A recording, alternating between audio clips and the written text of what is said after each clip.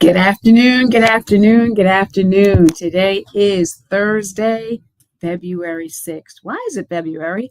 I have no idea. I am Dr. Tanji Marshall. I am the CEO and the principal consultant of Liaison Educational Partners, where we strive to make sure educational entities basically become who they say they are. How do we do that? We do that through a focus on curriculum, instruction, and culture. And we do all of that by looking through the lens of power. And every time I come here, I come on a Thursday. Thursday is important because it's a day where my family stops and gets together on a family chat. And we ask ourselves and remind ourselves, what are we thankful for? So on this Thankful Thursday, I am actually thankful that last night the four of us got together with my grandson and we just hung out together on FaceTime. That sounds really simple, but in a time and in a world where there's so much strife and bifurcation, the small moments of being able to spend time with your family, even though it was digital and remote, it still brought joy to my heart. So what are you thankful for today? Take a moment to really think about that.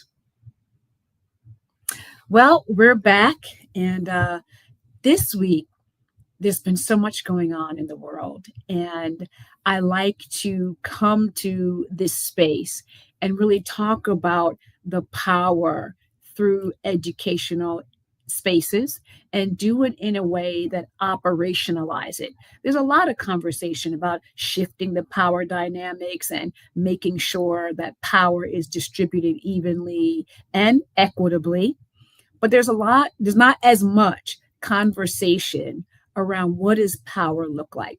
And so with all that's going on with the threat to civil liberties and the threat to historical accuracy, I thought I would begin a series called The Power in History.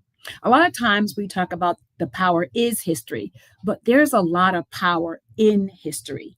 And I do not take the fact that this is February and this is Black History Month for granted. I know the history of Black History Month, and I know it's important for us to get as much in this time period as possible because what Black history is all about is completely under threat.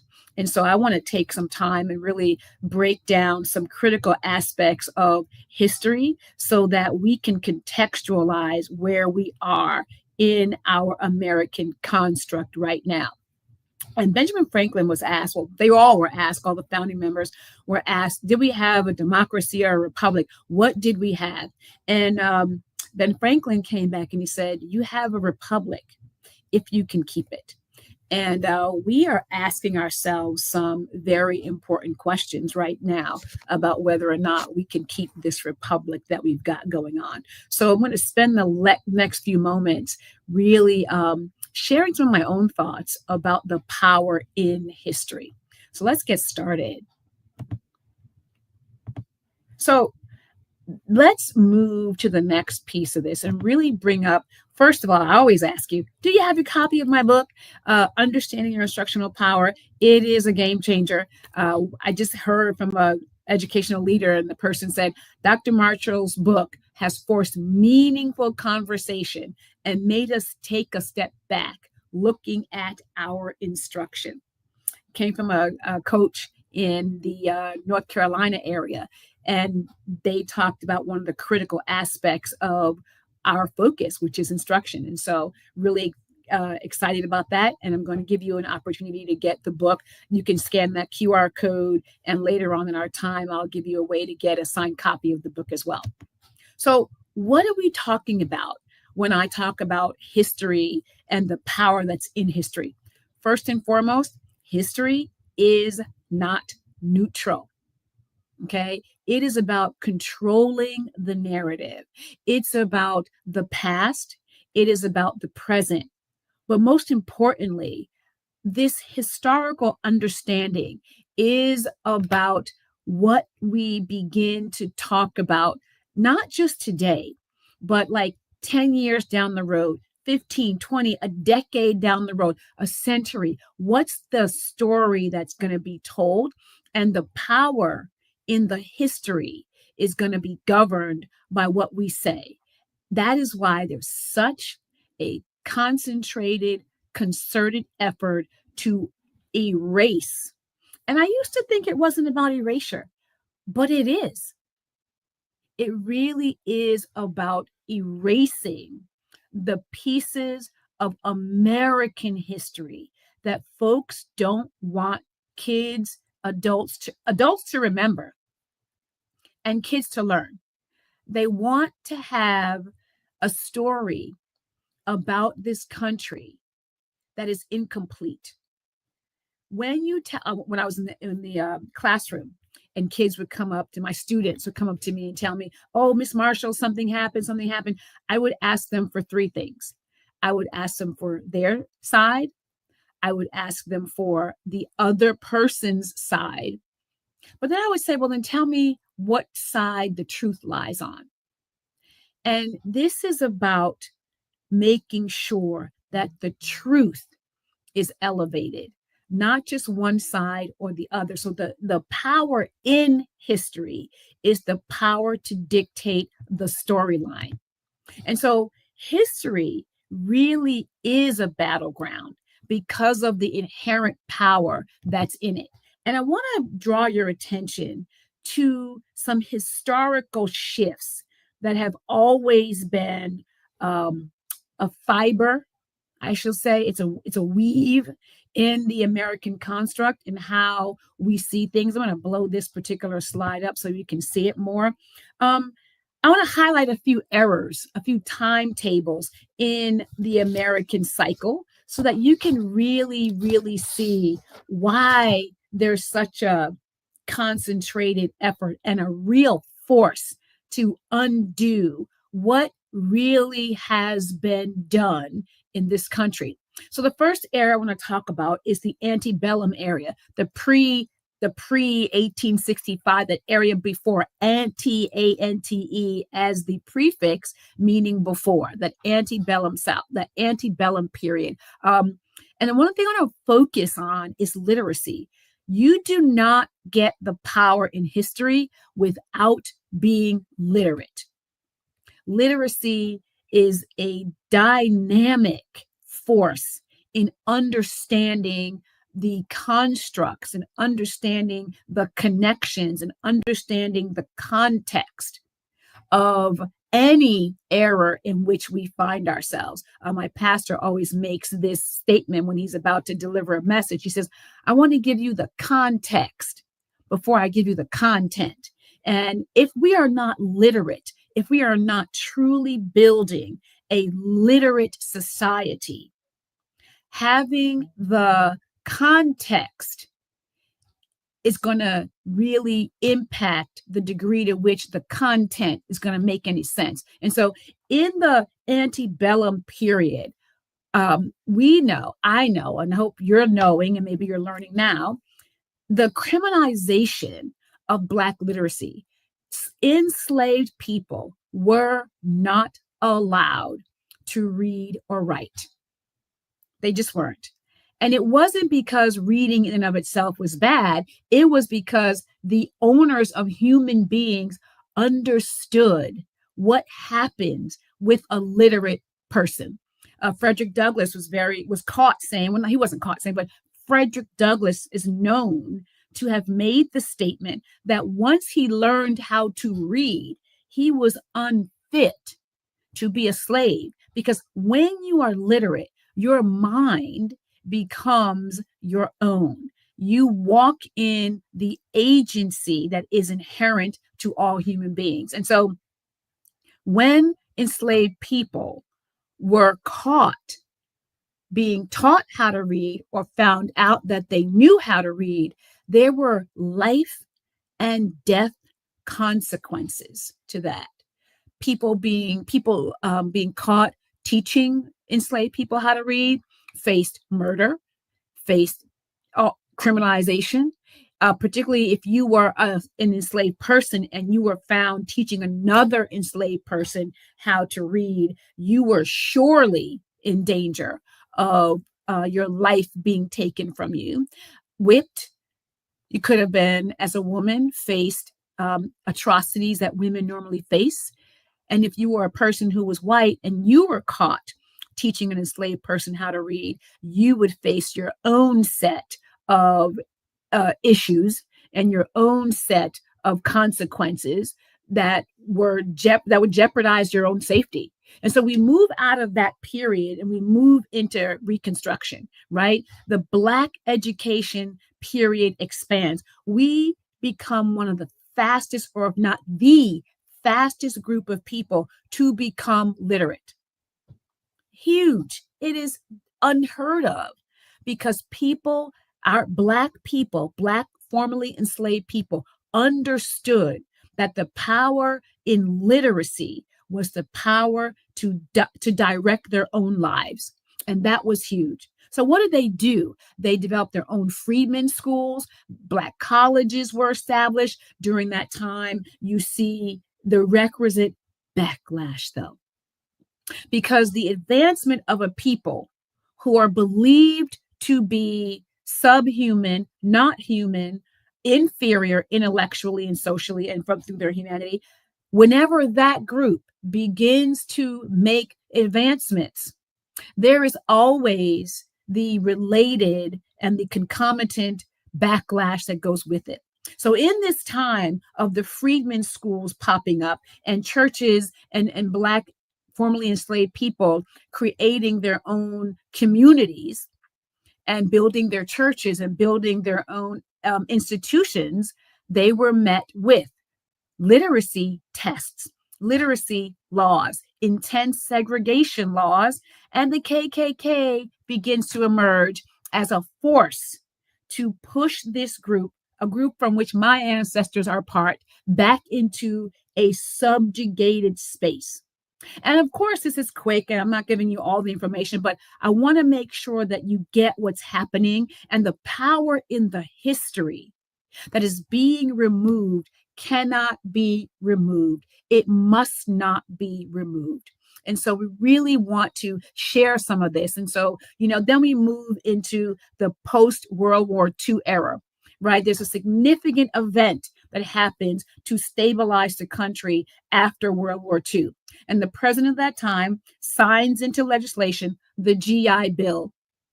But what happens is the GI Bill becomes law at the expense of Black people being able to really benefit to the same degree that our white community was able to benefit. The president was able to get that passed as long as Black people were not able to benefit and enjoy the fine. I took my time to pause for a moment because I really want to get my words right. We were not able to enjoy the financial benefits that led to tremendous wealth building. And that is huge. But what happened? Our Black veterans were denied benefits. We had a deepening of the racial wealth gap. And some would say that probably was sort of the beginning, but then the explosion of it because we could not access the funds in the same way. But what did we do?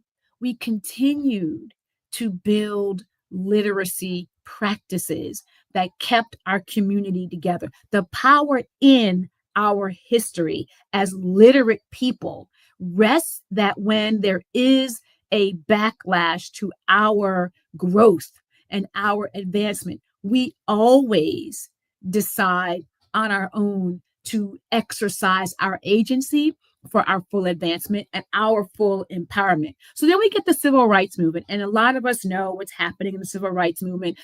Education and voting rights are expanded. But the backlash, mass incarceration, law and order policies, schools get defunded. And that is the place where we find ourselves back in, right? And so right now we're in this modern era and doesn't feel really modern to me. I don't know if it feels modern to you, but I feel like I'm living in an era that my mom, who is 80 years old, lived in. And while she lived in an insular community, I don't live in an insular community. So I, at some level, feel probably not quite as safe as she may have felt in her time, 75 years ago. But what do we have? What are some of our key events now? We have attacks on our history. We've got our civil liberties are being rolled back. We have civil rights legislation being undone. We have book bans. We have curricular and instructional restriction, not just curtailment, full out restriction. And what does that mean? That means that as history moves forward, the power in it is going to be concentrated to a narrow swath of our community. This power in history cannot be diminished and it cannot be made light of. Our story, as the American story, is, as Eddie Glaude Jr. says, it's not unique per se, but it is dynamic in ways that other societies are not. And this constant push to roll back and this constant push to ensure a single voice is categorically damaging. And it's something that any person, particularly those of us who claim ourselves as members of the education industry and profession, we have a unique responsibility and we have a unique real charge to make sure that the power in history remains the power of a variety of voices, of a completeness of the history. So let's keep talking about this and what do we mean? So the historical power in literary agency. You've heard me talk about agency before. Agency is this ability to really make informed decisions about your own advancement, to make decisions that are in your best interest. And I'm going to focus this segment of our conversation on Black literary societies that, we might want to think about bringing back in a much more direct and specific way. So what were some of the ways in which those societies worked? We had the antebellum, that word again, antebellum reading groups, right? That they would find spaces in the forest. They would find spaces, dig ditches. They were serious about learning how to read and be literate. They understood the fact that being literate must be important because a whole lot of people were trying to make sure that they couldn't do it. And so these reading circles really were about circumventing and going around the institutional barriers that were set before them. And then we have the post-Civil War Freedmen's School that once enslavement had ended and Black people began to move into their own communities, one of the first things they established two things, a church and a school. And sometimes the church was a school and the school was a church. They took the intellectual development of the community as paramount. It was chief duties. It was priority. We must learn to read. And when they were in these freedmen schools, they were developing deep level, high level literacy practices. The practice of analysis, the practice of critique, the practice of collaboration, the practice of looking through an evaluative lens and then making sure that not just they as an individual, but as the community as a whole was able to ensure full understanding of what was happening. We talk about real world application. They spent time thinking about and crafting responses to the world around them.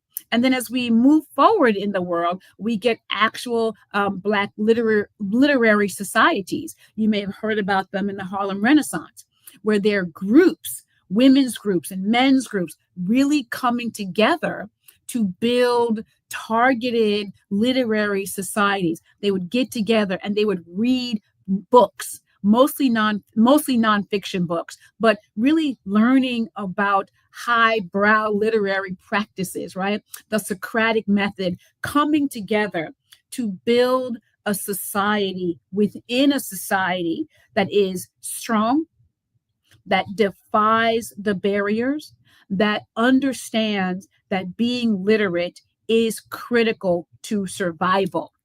And then we have the civil rights movement, and we move into the modern era where this continues, right? Where the activism of literacy development is again paramount. It is ongoing. It is a thing that continues to happen.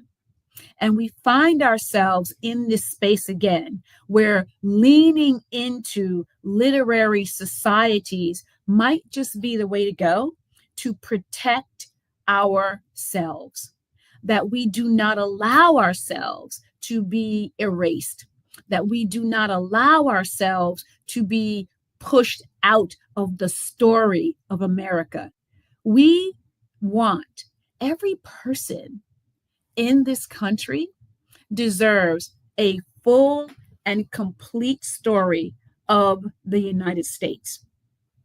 They just do. We all do. We deserve to know who our country is, how our country came to be. And it isn't that we want to say everything was bad about our country. That would be a falsehood, because there's some really good things that happen. And yet at the same time, our country came about through some very ugly ways. And that is necessary too. If our country is ever to be what we say we are on paper, it is crucial that we stop this erasure. So what can you do to reclaim the power that's in history? Number one thing, read and teach the histories they want to erase. Tough. I get it. It's hard, particularly when you're in a classroom and your livelihood is tied to someone else's decision. But just like those enslaved people did, their life was tied up in someone else's decision. And we have to decide that fear will not be the force that drives our actions. We have to be willing to do the hard thing that people don't want us to do. Challenge misinformation and speak up. You have the opportunity. Knowledge, we live in the information age. Speaking up against what you know is inaccurate is what every student deserves. It is paramount to an excellent education. So reach and read and teach. Read and teach what they want hidden. Find what they want hidden. Ask yourself, if they're going to these many lengths to take things out, I want to find out what that is and speak up. Next, build or join a Black literary circle. I think I might think about that my own self. That's a challenge to me. Going back into that practice, right? Create a reading group. Think about what it would look like, right? Engage in intergenerational learning, right? Use social media. We live on social media. Live in the social media space where you can create these spaces, these agentic spaces where people are learning together, where people are reading together, where people are moving past the pressure to push out people. We want to move past that, right? We don't want people pushed out. We want people pushed in, right? Connect history and policy and action. The power in all of this is context. Remember I said we want to give the context before we get the content. The context is critical. These laws that are coming out right now are contextually driven. And to remove the context means it becomes easier to push out the kind of content that we instinctively know is inaccurate and harmful. And then last, make history personal. Own your narrative. What is your narrative?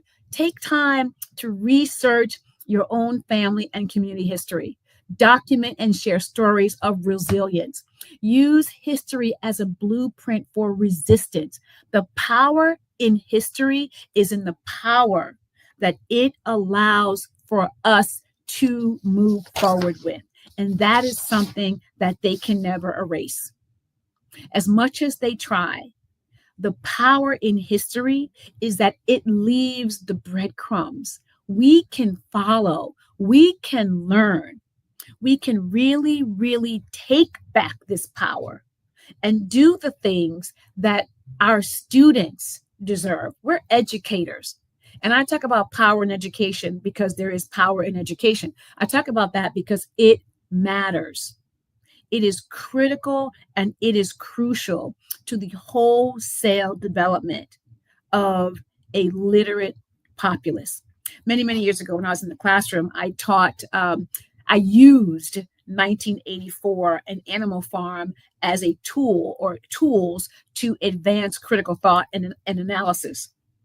And one of the things that we remember the most in 1984 is the last piece of it where Winston finally gives in.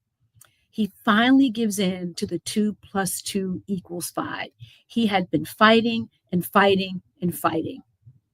And finally he said, hands up, I'm done. He stopped fighting and he came to decide that 2 + 2 = 5. My challenge and my charge is to not give in.